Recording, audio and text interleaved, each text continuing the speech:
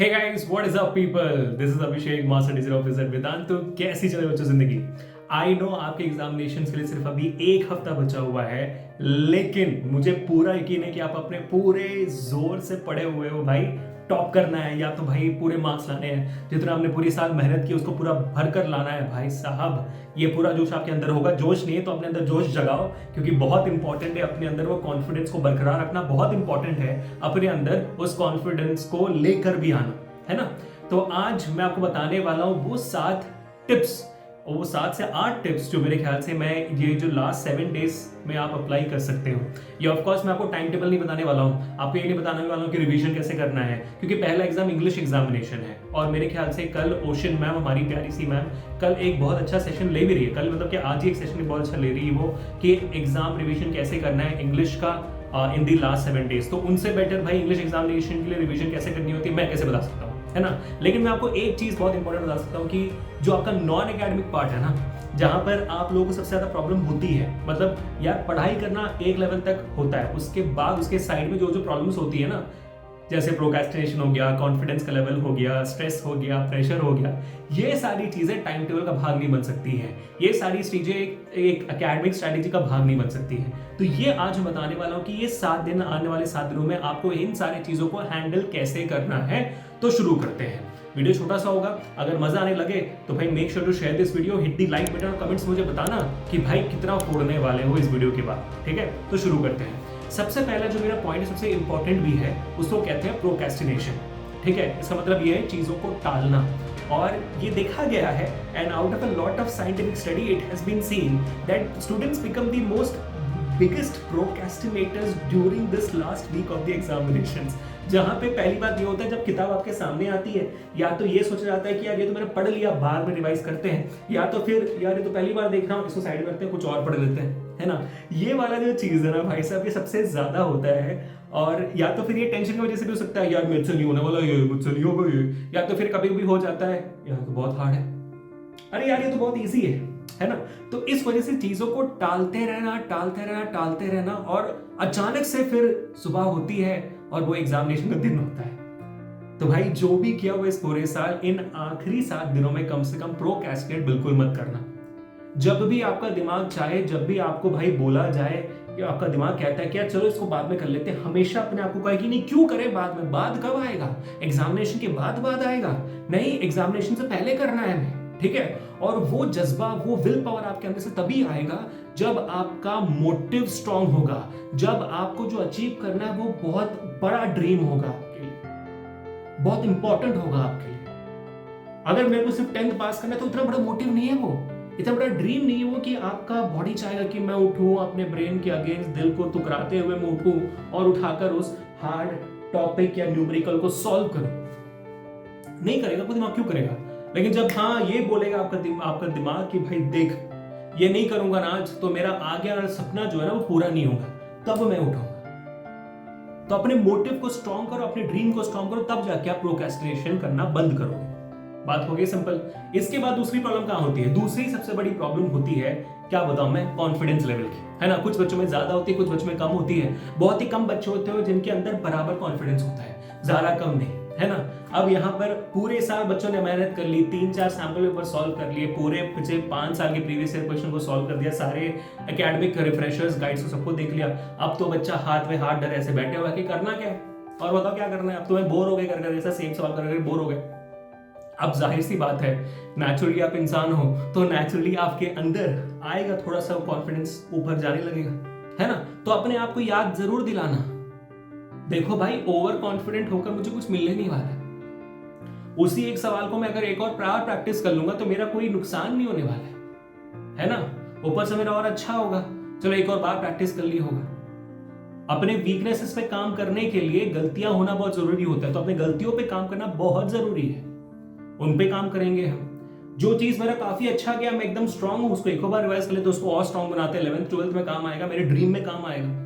तो अपने आप को ये याद दिलाना बहुत जरूरी है। और स्पेशली वो बच्चे जो अंडर कॉन्फिडेंट होते हैं उनको तो ये बहुत ज्यादा जरूरी है, क्योंकि भाई ओवर कॉन्फिडेंस से ज्यादा बच्चे अंडर कॉन्फिडेंट होते हैं। क्योंकि किसी भी एग्जाम को लेकर कोई बच्चा ओवर कॉन्फिडेंस ज्यादा नहीं होता है, अंडर कॉन्फिडेंट होता है, डर लगता है उसको, हमेशा डरा हुआ होता है। तो अगर आप बोर्ड एग्जामिनेशन में भी देखोगे तो 90% बच्चे अंडर कॉन्फिडेंट होंगे, सिर्फ 10% बच्चे होंगे जो ओवर कॉन्फिडेंट होते हैं, है ना। तो 90% जो बच्चे अभी डरे हुए हैं, तो पहली बात यार तुम तो डरे हुए हो क्योंकि तुमने पूरे साल पढ़ाई नहीं की, पहली बात, है ना। मेजॉरिटी बच्चे इसलिए डरे हुए क्योंकि पूरे साल पढ़ाई नहीं की।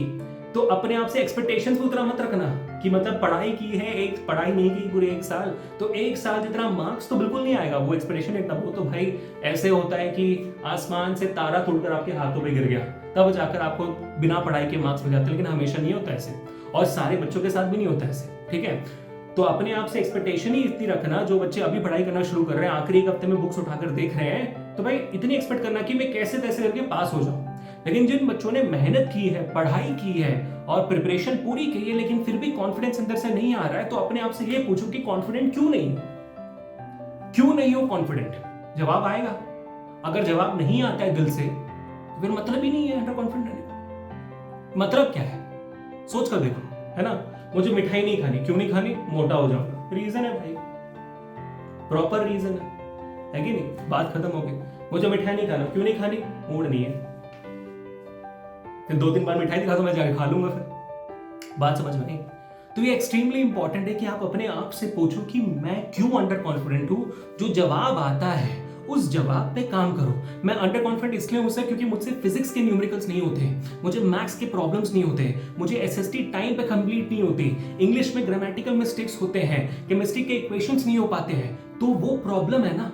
और अगर आपको प्रॉब्लम पता है तो सोल्यूशन क्या है, उन चीजों पे मैं थोड़ा सा प्रैक्टिस करूंगा या प्रैक्टिस करूंगी और अपने आप को स्ट्रांग बनाऊंगा या बनाऊंगी। तो फिर वो जो जिस बारे में आप अंडर कॉन्फिडेंट थे वो तो निकल गया बाहर, अब आप कॉन्फिडेंट हो जाओगे। लेकिन अगर अपने आप से ये पूछने के बाद कि मैं क्यों कॉन्फिडेंट नहीं हूं जवाब नहीं आता है, तो इसका कोई मतलब नहीं है, आप सिर्फ डरे हुए हो। निकालो अपने दिल से वो डर को, क्योंकि भाई डर के आगे जीत है, बात सिंपल है, ठीक है। तो ये हो गया भाई ओवर कॉन्फिडेंस अंडर कॉन्फिडेंस की बात। अब आती है बहुत बहुत इंपॉर्टेंट टॉपिक जो मेरे ख्याल से आप लोगों को थोड़ा बहुत परेशान जरूर कर रहा होगा, जिसको हम कहते हैं डिस्ट्रैक्शंस, है ना। तो मेरे बाबू सोना, मेरे जानू मानू, मेरे सोनू मोनू बच्चों, है ना, जो इन दूसरों को बुलाते रहते हैं, ये थोड़ा सा इन 7 दिनों के लिए दूर रखें। एग्जाम जब तक खत्म नहीं होता तब तक दूर रखें, क्योंकि हो सकता है यही जानू मोना बाबू सोना ये सब ना एग्जाम खत्म होने के बाद अपने आप ही आपको बोले तू कौन, क्यों, क्योंकि मार्क्स कम आएंगे। तो मैं आपको बस इतना कहना चाह रहा हूं कि इन सारी चीजों को अच्छी है अच्छी नहीं है उसमें कमेंट ही नहीं करना है, वो सब्जेक्टिव है, हर इंसान का अलग अलग होता है। लेकिन मैं आपको बोल रहा हूं, ये तो बात समझ सकते हो ना कि भाई ये आने वाले 1 महीने के लिए थोड़ा सा दूर रह सकते हो, क्योंकि जहां पर आपको फोकस करनी है फोकस करोगे ना, तो बस फोकस करो। एक एग्जांपल देता हूं, सिंपल सा एग्जांपल देता हूं। मान लो आपकी जिंदगी में एक कठिन घड़ी है, मतलब एक बहुत इंपॉर्टेंट बहुत इंपॉर्टेंट समय, बहुत इमोशनल समय। मान लो आपके पेरेंट्स या तो आपके भाई बहन बहुत कठिन टाइम से गुजर रहे हैं, तब क्या करोगे। आप अपना सारा वक्त उनको दोगे, आप उनके साथ लगे रहोगे, आप इन सारी चीजों को साइड में रखोगे ना, मतलब इतना हो जाए कि आप खाना पीना भी टाइम से नहीं खाओगे, करेक्ट है, पूरा साथ आप दोगे उनको, पूरा सपोर्ट करोगे। अब यही सपोर्ट, यही साथ आपकी पढ़ाई चाहती है आपसे, आपका फ्यूचर चाहता है आपसे, तो क्यों नहीं दे रहे हो। बस ये वक्त अब अपने आप को दो। बाकी और बहुत वक्त है करने के लिए चीजें, अपने आप का वो वक्त। यही सेम चीज अप्लाई होती है सोशल मीडिया को लेकर। भाई आपके आसपास किसी इंसान का बुरा चल रहा है तो आप फोन में फेसबुक खोलकर बैठे रहोगे, या तो व्हाट्सएप में टेक्स्ट फॉरवर्ड करते रहोगे, या तो इंस्टाग्राम में चैटें देखते रहोगे, नहीं होगा ना। अब उनका साथ दोगे, तो यहां पे भी वही करना है, अपना साथ दो। क्यों, क्योंकि मेरा ड्रीम बहुत बड़ा है, मेरे को बहुत आगे तक जाना है। भाई आगे जाके इतने फोन खरीद लेंगे कि फिर चाटे क्या फोने बेचेंगे। बात समझ में आई। तो अपने आप को इस बात को लेकर समझाओ क्या करना है इन आखिरी दिनों में, ठीक है। उसके बाद क्या होता है, इसके बाद एक प्रॉब्लम आती है, इसको हम कहते हैं जल्दबाजी करना, हसल करना। ये भी वो जो 90% बच्चे होते हैं ना, जो थोड़ा सा अंडर कॉन्फिडेंट होते करते हैं, यार ये छूट गया, भाई भाई भाई वो टॉपिक छूट गया यार, मैथ्स में एग्जांपल 13.4 का 4th क्वेश्चन छूट गया, अरे भाई फिजिक्स का जो लाइट चैप्टर के अंदर जो चौथा रे डायग्राम था वो छूट गया। भाई तो क्या हो गया, छूट गया। ठीक है। अब यहां पर होता है कि इन आखिरी दिनों में हम ये बहुत कोशिश करते हैं कि जो जो हमारा नहीं हुआ है टॉपिक्स उनको कवर करने की कोशिश करें।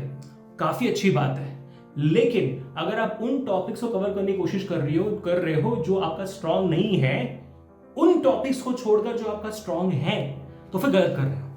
आपको ये मेक श्योर करना है कि जो टॉपिक्स आपके स्ट्रांग है उनको एक और बार रिवाइज किया जाए, आपका पूरा स्ट्रांग हो जाए। उसके बाद ही अगर आपके पास वक्त बचता है तो आप उन नए टॉपिक्स को उठाकर देखोगे, पढ़ोगे, समझोगे। अगर वक्त नहीं है तो ये वो वक्त नहीं है जब आप कोई नई चीज सीखोगे।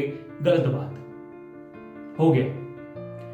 मैंने कुछ दिन पहले ये वीडियो बनाई थी कि how to study during your examination gaps. ये आप YouTube पे सर्च कर सकते हो, वहां पे मैंने एग्जैक्टली सेम चीज बताई है कि गैप्स के दौरान कोई भी नई चीज नहीं पढ़ी जाती, और मैंने पूरा ब्रेक डाउन करके समझाया हुआ आपको। आप प्लीज देख लीजिएगा उस वीडियो को, how to study during the examination gaps by Abhishek sir Vedant, आपको मिल जाएगा। उसमें थोड़ी और क्लैरिटी आपको मिल जाएगी। ठीक है, तो जल्दबाजी या हसल आपको इस दौरान नहीं करना है। आपको अपने आप को काम रखना है, अपने आप को पेशेंट रखना है, आपको समझाना है कि देख, जो स्ट्रांग है वो तेरा स्ट्रेंथ है, वहीं से आपके मेजर मार्क्स आएंगे। उसके बाद वक्त बच जाता है तो फिर उन टॉपिक्स को पढ़े जो आपका स्ट्रांग नहीं है, अपने वीकनेसेस पे काम करें। समझे? ठीक है भाई साहब। फिर क्या आती है बात, फिर एक बहुत इंपॉर्टेंट बात, और मैं चाहता हूं कि आप इसको ध्यान से सुने। वो है प्रेशर। 3 तरीके के प्रेशर होते हैं हर एक स्टूडेंट के अंदर, आपके अंदर। पहला प्रेशर होता है पेरेंट्स के साइड से, उर्फ रिलेटिव्स के साइड से। दूसरा प्रेशर होता है अपने दोस्तों को देखते हुए, तो दोस्तों से। तीसरा और सबसे ज्यादा खतरनाक प्रेशर होता है जब बच्चे अपने आप को प्रेशर देते हैं। तो पहले 2 प्रेशर तो आप समझते होंगे, जानते होंगे, करते होंगे, महसूस करते होंगे, फील करते होंगे। पापा मैंने डांट लिया, पढ़ाई कर लो, फोन से क्या पढ़ाई होती है, ऑनलाइन में कोई एजुकेशन होता भी है ना। खेलना कूदना नहीं है, उनसे बात नहीं करना है, इस बजे सोना है, उस बजे उठना है, रात को तुम सो भी रहे हो, तुम सुबह इतना लेट क्यों उठ रहे हो। दोस्तों से बात करो तो फिर हो जाता है, दोस्तों से बात करते हो, मेरा इतना चैप्टर हो गया, तेरे कितने हुए, तेरा कुछ भी नहीं हुआ। ओ माय गॉड भाई, अरुण का तो दो बार रिवीजन खत्म हो गया। तूने ये क्वेश्चन नहीं किया, वो एग्जाम्पल का सवाल नहीं किया, आए हाय बाबा, तुमने ये बुक नहीं पढ़ा, तुमने वो रिफ्रेशर नहीं पढ़ा था। भाई पिछले बार इसी टेक्स्ट बुक से इतने सारे सवाल आए थे, प्रीवियस ईयर क्वेश्चन उठाकर देख लो। तुमने ये वीडियो देखा, वो वीडियो देख लिया, ओ माय गॉड भाई तू क्या कर रहा है, तू अभी भी उससे बात करता है, तू इससे बात नहीं करता, तूने ये एक्सरसाइज नहीं किया, ओ माय गॉड। ये भी चीज आपने सुनी होगी।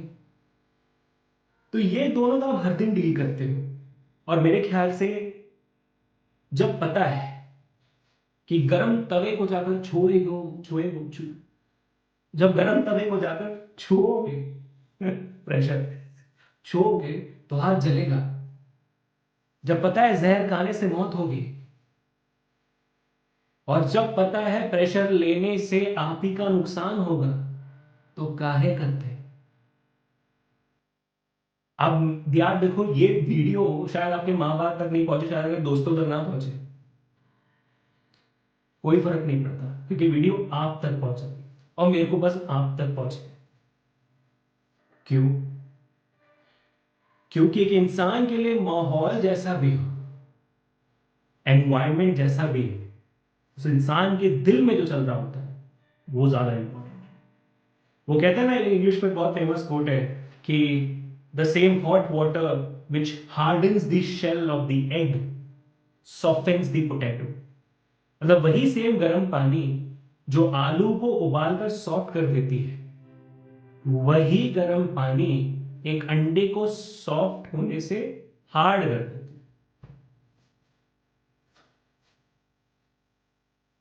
तो बात है कि आप किस चीज से बने हुए हैं, माहौल से फर्क नहीं पड़ता। तब आती वो तीसरी पॉइंट, अगर आपके दिल में ही वो ज्वालामुखी चल रहा है प्रेशर का कि कब मैं फट जाऊंगा, कब मैं प्रिपेयर हो पाऊंगा, क्या मैं पूरे मार्क्स ले पाऊंगा, क्या करूंगा मैं जिंदगी में, अगर यही प्रेशर अपने आप पे डाल रहे हो, तो फिर आपके बाहर अगर ठंडी पानी हो, मस्त मौसम हो, फिर भी आप टेंशन में ही हो। तो ये अब आपको फैसला करना है कि अपने अंदर कामनेस कैसे लानी। और कामनेस से आती है हमारी आज की आखिरी पॉइंट, सातवीं मेरे ख्याल से, seventh and the most important point, the mental health of you. आपका मानसिक हेल्थ क्या है? हर साल इंडिया में इन्हीं एग्जामिनेशन के दौरान बहुत सारे बच्चे वो कदम उठा। पिछले साल का अगर आप डेटा देखोगे तो 1000 के ऊपर बच्चों ने कमिट किया हुआ है सुसाइड, प्रिपरेशन की वजह से, एग्जामिनेशन ना दे पाने की वजह से, एग्जामिनेशन खराब करने की वजह से, रिजल्ट ना आने की वजह से।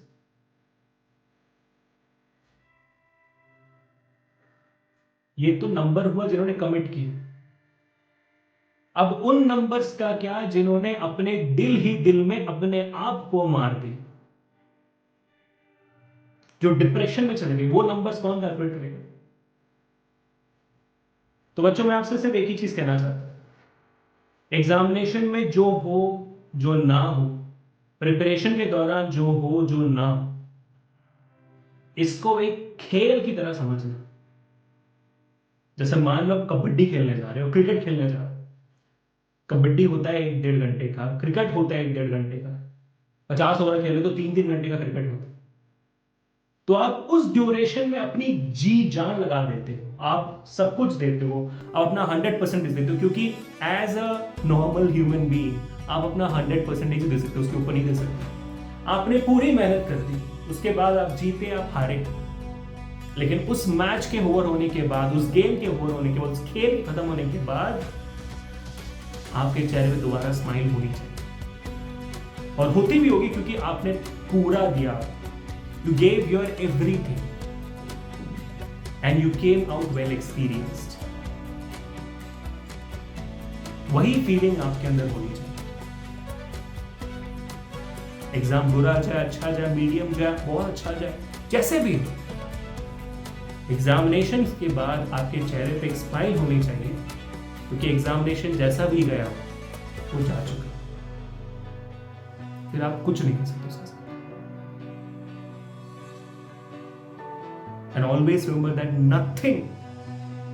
nothing is more important than the smile you are having on your face right now. That's all for today, people. ये थे मेरे 7 most important tips for all of you guys, है ना? तो ये थी वो स्ट्रैटेजी जो मैं आपको बताना चाहता था इन आखिरी 7 दिनों में। बाकी इंग्लिश के लिए कैसे एग्जैक्टली प्रिपेयर करना है वो मैम का सेशन आज है, आप देख लीजिएगा जरूर। और अगर ये वीडियो पसंद आई तो make sure to hit the like button, share this video, subscribe to the channel right now and let me in the comment section कौन सा पॉइंट सबसे ज्यादा दिल को छुआ, बताइएगा जरूर, क्योंकि आपका प्यार मेरे को सिर्फ कमेंट्स पे देखने को है ना। आई होप कि इनमें से हर एक पॉइंट ने आपको मूव किया होगा, सोचने में मजबूर किया होगा।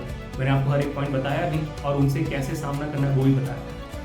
तो भाई फोड़ो जाकर, all the best for your preparations. और सच बता रहा हूँ, जाओ भाई ऐसे खेलो, ऐसे खेलो कि मजा आ जाए। और कमेंट्स में स्पैम जरूर करना कि ये जिंदगी चला खेलते हैं।